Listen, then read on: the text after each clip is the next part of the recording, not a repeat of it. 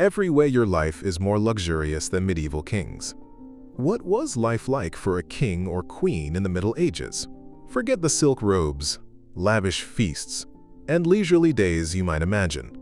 For medieval royalty, life was often cold, dangerous, and grueling, marked by illness, political intrigue, and the relentless demands of power. Young noblewomen were married off to close relatives for political gain, sometimes barely in their teens. Childbirth was perilous, with high mortality rates for both mothers and infants, and the lack of hygiene made every illness far more threatening. Castles were drafty and damp. Daily life was shadowed by disease, and violence lurked around every corner. Far from the fairy tale, the world of medieval monarchs was a harsh one, a constant struggle to survive the very privileges we now envy. Being a king was not a life of leisure. It was a duty that never slept. For those who ruled seriously, the crown demanded every waking hour.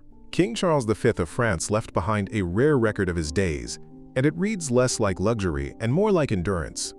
He rose at 6 in the morning, dressed for court, and knelt in prayer beside his chaplain before attending Mass. From there, the machinery of power began turning, hearing petitions, passing judgment, conferring with his council.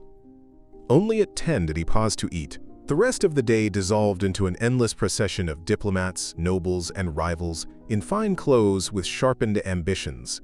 Even moments of rest, an afternoon in the garden, were never truly his own.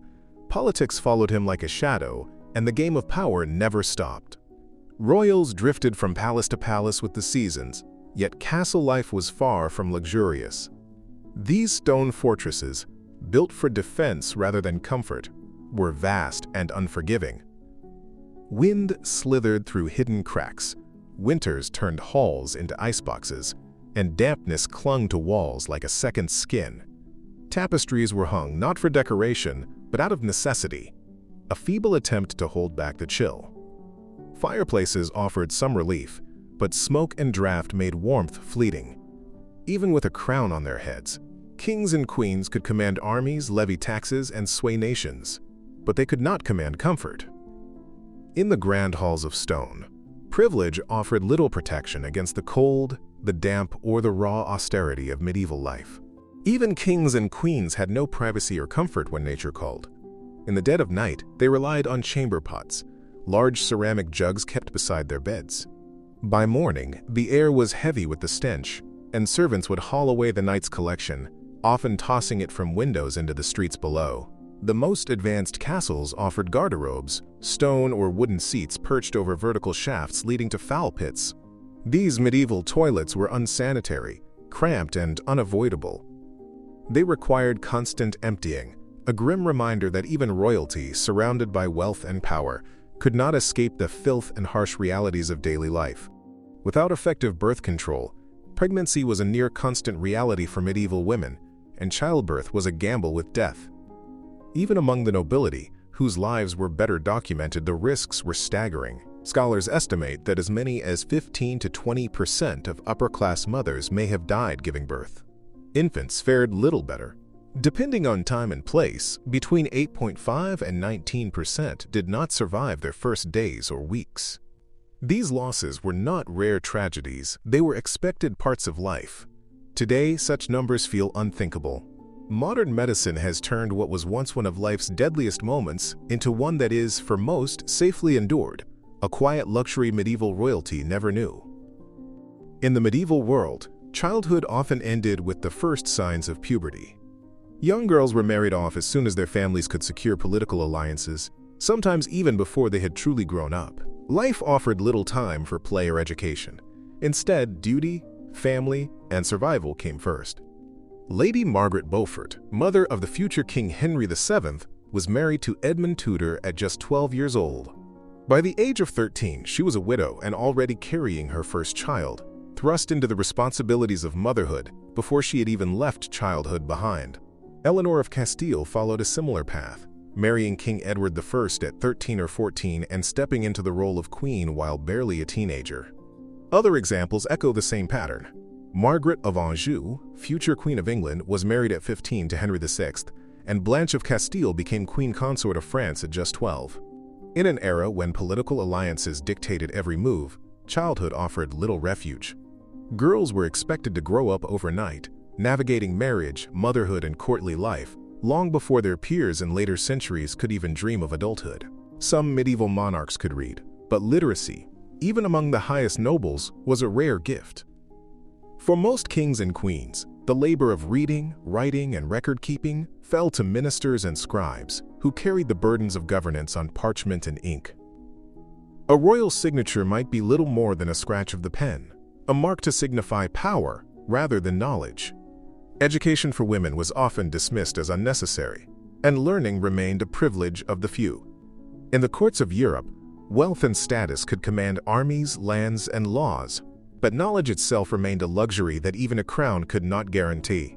The divine right of kings was more than a claim to authority. It was a literal touch. Medieval monarchs were believed to hold healing powers in their hands, and the sick would beg for a single moment in their presence. Those suffering from scrofula, a painful swelling of the neck caused by tuberculosis, were particularly desperate. Kings and queens sometimes had to touch hundreds of supplicants each day, their hands carrying the weight of expectation, hope, and fear.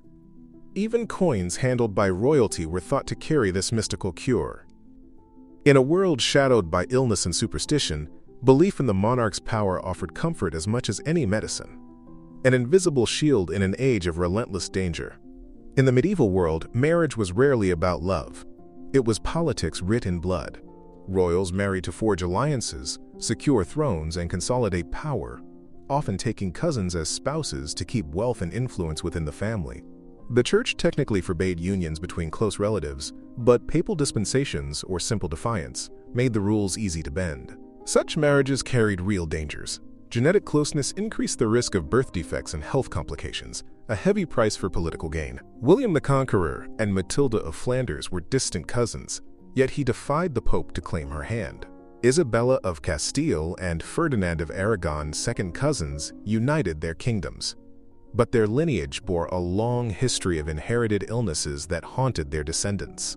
In the courts of Europe, love was secondary to lineage, and family ties were wielded as weapons of power, sometimes with tragic consequences for the children born from these alliances.